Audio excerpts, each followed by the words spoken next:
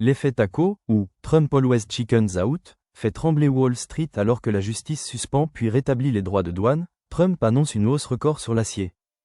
Actu Amérique du Nord. La volatilité des marchés américains s'est emballée autour de l'effet taco, acronyme pour Trump always chickens out. Trump finit toujours par reculer, inventé par le journaliste Robert Armstrong du Financial Times. Ce terme, devenu viral sur Wall Street, décrit la tendance de Donald Trump à annoncer des droits de douane très élevés, puis à les reporter ou les réduire sous la pression des marchés ou de ses partenaires, ce qui permet à certains investisseurs de spéculer sur ces retournements. Interrogé sur ce surnom lors d'une conférence de presse, Trump s'est agacé. « Vous appelez ça reculer ? C'est de la négociation », et a qualifié la question de « méchante ».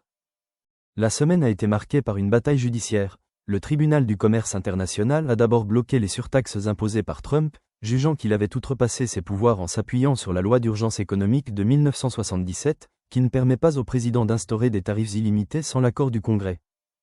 Mais dès le lendemain, une cour d'appel fédérale a suspendu cette décision et rétabli temporairement les droits de douane, invoquant la nécessité de préserver la sécurité nationale le temps d'un examen sur le fond.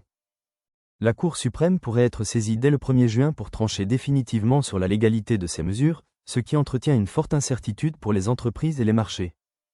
Dans ce contexte, Trump a profité d'un déplacement en Pennsylvanie pour annoncer le doublement des droits de douane sur l'acier et l'aluminium, qui passeront de 25% à 50% dès le 4 juin, une mesure qui vise à renforcer l'industrie sidérurgique américaine, mais qui risque de raviver la guerre commerciale avec l'Union européenne, le Canada et la Chine. Les partenaires commerciaux dénoncent un protectionnisme injustifié, alors que le prix de l'acier américain a déjà augmenté de 16% depuis le retour de Trump à la Maison-Blanche. Cette stratégie, entre bras de fer politique et improvisation, nourrit la volatilité boursière et alimente les débats sur la capacité du président à piloter la politique commerciale américaine dans un contexte de tensions mondiales croissantes. Commentez ci-dessous. N'oubliez pas de cliquer sur « J'aime » et de vous abonner pour suivre l'actualité en temps réel.